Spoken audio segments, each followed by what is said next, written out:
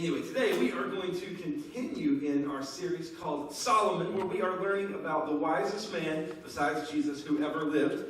And what's so cool about this is what we learned in week 1 is that he kind of had this one, we'll call it a wish, kind of his Aladdin moment where God said, Solomon, ask me for anything and I'll give it to you. And he could have asked for long life. He could have asked for more money, although he had a lot of it already. He could have asked for so many things. But what did he ask for?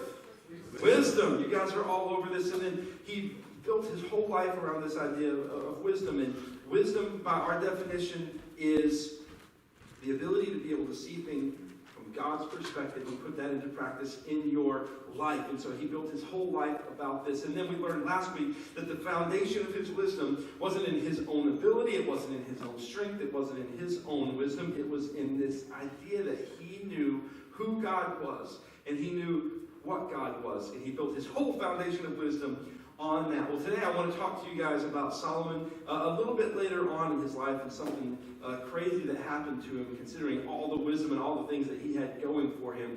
But before I set that up, let me ask you this question.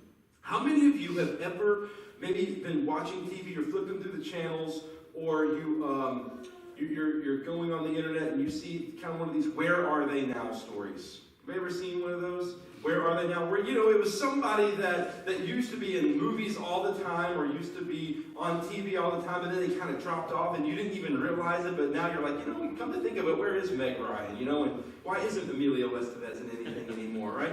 And so you sit down and you start reading this or you start watching this, and it always comes back to something like this happened. Their life was going great, and then something happened, some addiction happened, or some tragedy happened, and everything went off the rails, right? I was reading one of these recently, and as I was reading it, I was reminded of something, and it was just on Father's Day. This is appropriate for me to let everybody know that I had messed up as a dad really bad as I was reading this.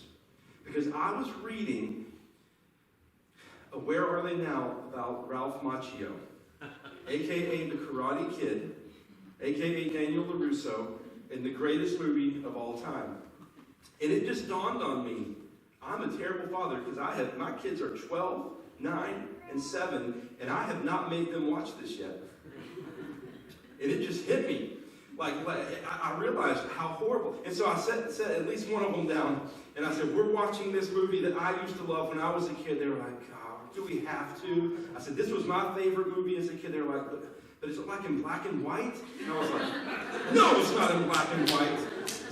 Come on. And so I set them down, and I think a couple of them lost interest, but about halfway through, one of them was like, this is awesome. Wax on, wax off. I had no idea. I was like, exactly right. And you don't need any toys. All you need is a post in the yard and the crane kick, and you're going to be set for the rest of your life, right? And so when we got to the end of the movie, they were like, did you know there's a Karate Kid 2? I said, yes, I did. And we can watch Karate Kid 2. They're like, let's watch it right now. Let's do it. And we watched Karate Kid 2. I said, it's not as good as Karate Kid 1, but it's still good. And then we get to the end of it, and like Amazon suggests that we watch the Karate Kid 3. They're like, can we watch Karate Kid 3? I said, no, son. I would have to hate somebody pretty bad to make them watch Karate Kid Part 3. That was one of the biggest letdowns of my childhood, right? But I was watching this Ralph Macchio, Where Are They Now thing, and the problem is that the reason that he couldn't really get in many more movies or get any other roles wasn't because his life fell off the rails. It's because nobody could see him as anything other than the Karate Kid.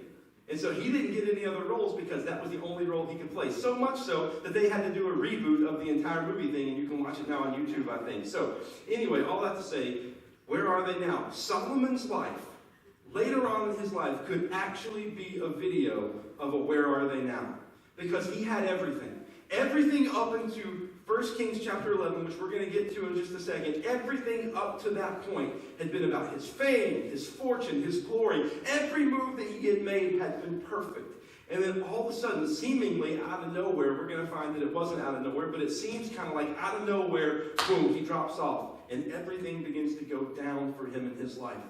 And so, we're going to pick up that story in 1 Kings chapter 11, and we're going to try to determine what in the world brought Solomon, the richest, wisest guy who had ever lived, what brought him down, and what made him go so far off the rails so that he could be in one of our Where Are They Now stories. So if you have your Bible, flip on over to 1 Kings chapter 11, and let's read this together. Starting with verse 1, it goes like this. King Solomon, however, loved many foreign women besides Pharaoh's daughter, Moabites, Ammonites, Edomites, Sidonians, and Hittites. They were from nations about which the Lord had told the Israelites, you must not intermarry with them, because they will surely turn your hearts after their gods. Now, make sure you understand. Did you guys hear that too? Like I'm about to be attacked. Make sure you understand that this is not saying that you can't marry people from other races or from other ethnicities. He's talking specifically about their gods, their religions, turning your hearts away from the true God to other gods. And so, don't intermarry with them. Nevertheless, Solomon held fast to them in love. I mean, you can't blame the guy. He was in love, right? No, we can blame him. Don't agree with me. Number 3, verse 3. He had 700 wives of royal birth and 300 concubines. Many of you are beginning to realize why he went down right about this moment. And his wives led him astray. As Solomon grew old, his wives turned his heart after other gods, and his heart was not fully devoted to the Lord his God as the heart of David his father had been. He followed Ashtoreth, the goddess of the Sidonians, and Moloch, the detestable god of the Ammonites. So Solomon did evil in the eyes of the Lord. He did not follow the Lord completely as David his father had done. And on a hill east of Jerusalem, Solomon built a high place for Chemosh, the detestable god of Moab, and for Moloch, the detestable god of the Ammonites. He did the same for all of his foreign wives. And how many did he have? 7. Too many. Who burned incense and offered sacrifices to their gods. The Lord became angry with Solomon because his heart had turned away from the Lord, the God of Israel, who appeared to him twice. In other words, God's like, I've come down and talked with you twice, and still you let this happen. And so Solomon, he is brought down in this moment to something nobody would have expected for the king of Israel. Now, I want to tell you real quick 5 reasons that Solomon is brought down to this level. You're like, I don't need 5. I got the one. He had 1,000 wives, right? 5 reasons or 5 things that brought Solomon down. And I want this to kind of be a warning for us, kind of something that we put in the back of our minds. Because listen, it doesn't matter how great things are going. We have an enemy. Solomon had an enemy that was trying to bring him down. And so I want us to be aware of this. And so the first thing that brought Solomon down is he is brought down by his disbelief in God's promises. Now, last week I told you that one of the big things that kept Solomon afloat was his belief in God's promises. He believed that God would do what he said he would do. That was chapter 8. And here we are in chapter 11, and he has already abandoned this. See, here's the cool thing about this, is that a lot of times scholars, and we would read that Solomon had 1,000 wives, or 1,000 women, 700 wives, and we would think, well, this guy's got a serious problem. Right? Like, there's some kind of intimacy issues that he has. I'm not even sure how all this would be physiologically possible for him anyway, but we'll get into that at a different time. But the reason that he had so many wives wasn't because he wanted relationship with them or he wanted intimacy with them. The reason that he had so many wives, it was for security. It was for the nation of Israel's security. Here's how things would work in the ancient world.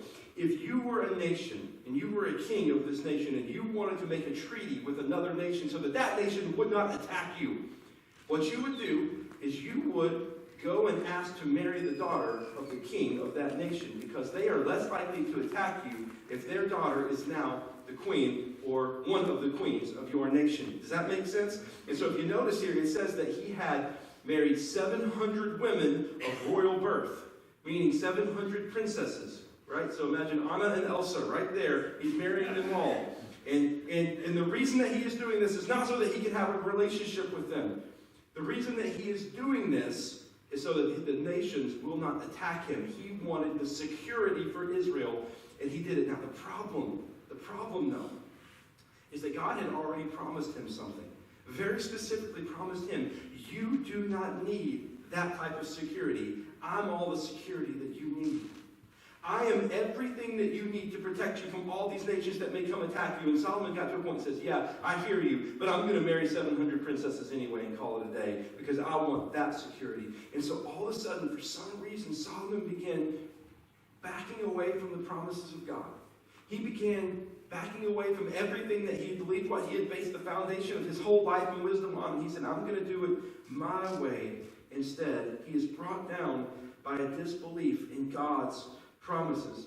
Also, number two, he is brought down by his disregard for God's word.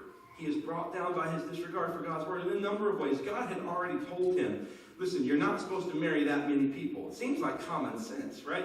You may be like, I'm not the wisest person in the world, but it doesn't seem like a good idea to marry 700 people, right? So he's brought down by his disregard for God's word.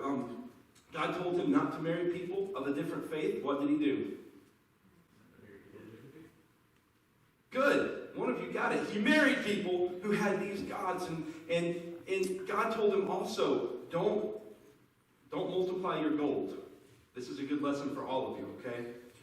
He said, don't multiply your gold. You know what Solomon did every single year? He added 125 tons of gold to his palace that took him 13 years to build. He just constantly began disregarding God's word in his life. And when he began disregarding God's word in his life, guess what happened? He began to go downhill. Number three, he is brought down by his friends. He is brought down by his friends. Check this out. They were from nations about which the Lord had told the Israelites, you must not intermarry with them because they will surely turn your hearts after their gods. Nevertheless, Solomon held fast to them in love, and he had 700 wives before royal birth. There we go again. And 300 concubines, and his wives led him astray. Okay, so maybe he's not so much brought down by his friends, but he is definitely brought down by his wives. Now, here's how this works. Ultimately, what God is telling us here is that the people who have influence over you have the potential to be positive influences or negative influences. And Solomon had so much to say about this. You know who maybe had the wisest mindset of this in the entire world was? Solomon. Check out what he wrote. He wrote this. He wrote, walk with the wise and you will become what? Because a companion of fools suffers harm. In other words, if you walk with wise people, guess what you're going to do? You're going to become wise because you're going to emulate them and want to be like them. That makes a lot of sense, right? Solomon's a smart guy. If you walk around and hang around with people who are foolish all the time, guess what's going to happen? You're going to suffer harm because of it.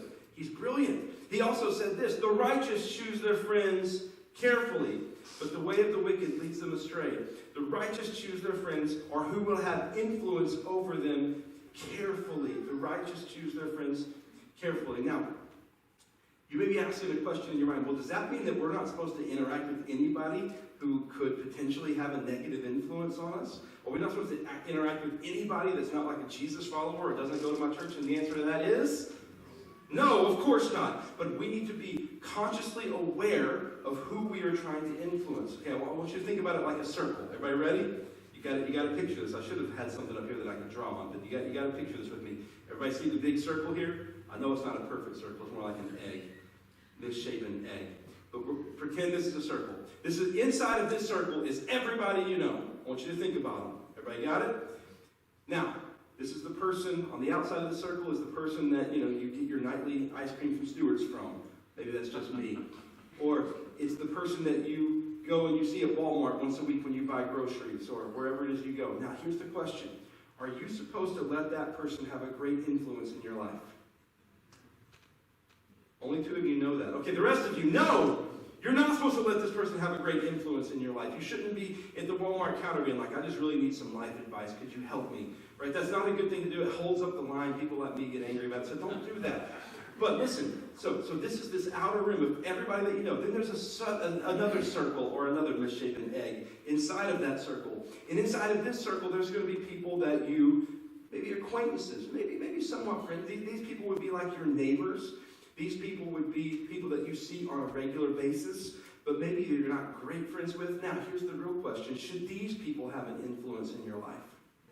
Not much. Not much. But here's where the problem came in with Solomon. See, these are the people that we should be trying to get and show the way to Jesus. These are the people that we should be trying to introduce to a relationship with Jesus. But for Solomon, they became the people that he was letting have direct influence over his life. They were the people that had direct influence over his life. And you may say, well, they were his wives. Yes, but he had 1,000 of them. And these people, God had specifically told him, do not let have influence over you. I can remember when I was in a church of about 1,000 people up in Plymouth, Indiana. And I would go to the store, and this is embarrassing. People would be like, hey, Pastor Josh. I'd be like, hey, you? I had no idea who they were, right? I didn't know their name. I'd be like, and eventually I just got to the point where I'd be like, I'm sorry, you probably go to our church. What was your name again? Solomon had to do that with his wives. He'd be like, hey, you look familiar. Are we married? Are you one of my wives? So he began to let these people have direct influence in his life, and they should have never had direct influence in his life. And then you get to a smaller misshapen egg. These are your close friends. These are people maybe in your church. These are people that have like-minded values. Now, these are the people that you should begin letting have direct influence into your life, that will help you to grow, that will help teach you because they have like-minded value. It doesn't mean that you're not friends with these people in the outer realm. It doesn't matter. It doesn't mean that you don't try to talk with and hang out with these people. It just means that you know that they can't have direct insight and speak directly into your life and determine the way that you're going to go. And then you've got an even smaller misshapen egg in the middle of that. This is like 3 to 5 people that are like your core people. These are the people that have direct, intimate knowledge of your life and can speak directly into situations, and you trust them with everything. So here's the problem with Solomon, and here's the problem with us sometimes, and this is what Solomon's warning us against. Don't try to put people who belong in the center in the outside that don't have the same values as you. They are going to bring you down, and this is exactly what happened to Solomon. He put people in his life that had direct influence over him in a place that they should have never been. And I can't tell you how many times Jesus followers, Christians, you, me, we allow people to have that access, and we allow them to go into our lives and have influence when they should never have influence. And so he is brought down by the people that directly influenced him, who should have never influenced him. Number 4, he is brought down, but not all at once. Not all at once. It seems to come out of nowhere, but it doesn't really come out of nowhere. Check this out. All the way back before God ever made him that promise, before God ever made him that deal that said, I'm going to give you whatever you want, just ask for it. Check out what he did. Solomon made an alliance with Pharaoh, king of Egypt, and married his daughter, one of the princesses. And he brought her to the city of David until he finished building his palace and the temple of the Lord and the wall around Jerusalem. So he actually began this a long time before this moment. And he began letting little things creep into his life. And those little things, C.S. Lewis, he describes sin like a cancer. It starts small, and then it grows and grows and grows until you're riddled with it. And so Solomon, he began with just this one little thing. And it grew to the point that he fell from everything. And number 5, he is brought down by his overconfidence. He is brought down by his overconfidence. He began thinking, you know what? I'm a pretty good king. Under my watch, Israel has done way better than under anybody else's watch. Under my watch, we've got more money. We've built big palaces for all 700 of my royal wives. Everything's going great. And he stopped relying on God's grace, and he stopped relying on God's wisdom and started doing it all himself. That's bad news. You never want to be in that place. And so he's brought down. And he's brought down by 5 things. First, he's brought down by his disbelief in God's promises.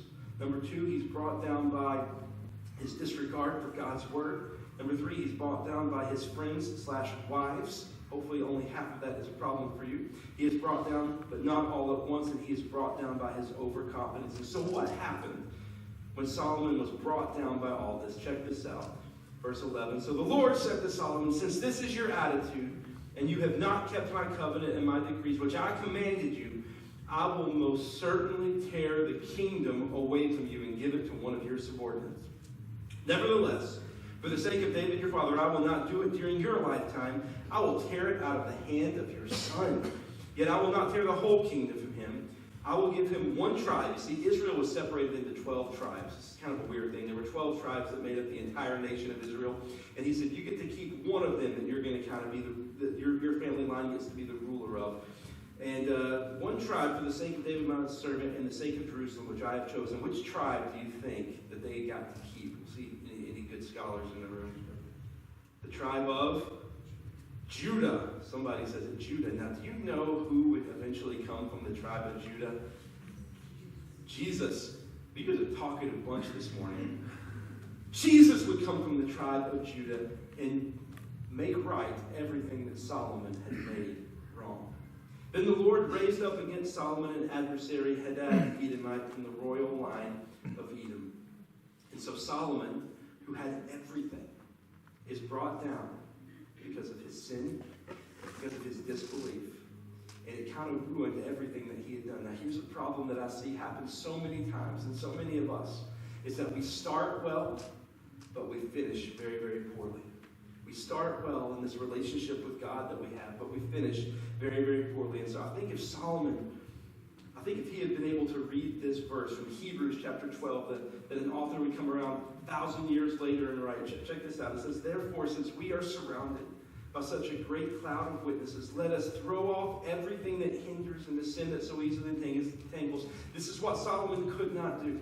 Let us throw it off and let us run with perseverance the race marked out for us, fixing our eyes on Jesus, the pioneer and perfecter of our faith. For the joy set before him, he endured the cross, scorning its shame, and sat down at the right hand of the throne of God. So here's my encouragement for you today. What I want for you today is to realize it's not okay just to start well. We need to see it through. And so when it comes to your relationship with God in your life, I don't want you to just be satisfied with where you are with starting well. I want you to see it through the end. Everybody got it? So here's what I'm going to do. I'm going to pray for you, pray for us. Then we got a couple more things to do. We've got a cool video that I want to show you for Father's Day that I hope you'll enjoy. And then after the video, after I pray and after the video, the leadership board here at Awaken has something that they have to do. I don't exactly know what it is. I was just told to leave like 5 minutes at the end. So I tried to do that. But let's pray, and then I'm going to have you guys watch this video. And then something will happen during the video, and maybe I'll have a little bit better understanding. Father, thank you so much for your word, for the story of Solomon. And even though he was brought down, God, we can learn so much from this story. God, I pray that you would help us to not just start well, but you would help us to finish well. That you would help our devotion and our commitment to you stay strong through life's storms, through life's temptations, through struggle, through everything that is going to come at us from life. Help us to never give up. Help us to never compromise. Help us to keep our eyes fixed on you, the author and perfecter of our faith. In Jesus' name we pray. Amen. Amen. All right, check out this video for Father's Day. So, as you guys all know, this is Pastor Josh's last Sunday. Yes, it is truly unfortunate. And while this is probably not something that we would have chosen as a church, we also understand the importance of what he's doing. We understand that at the end of the day, he's not listening to what he or his family wants. What he's listening to is what God is calling him to do.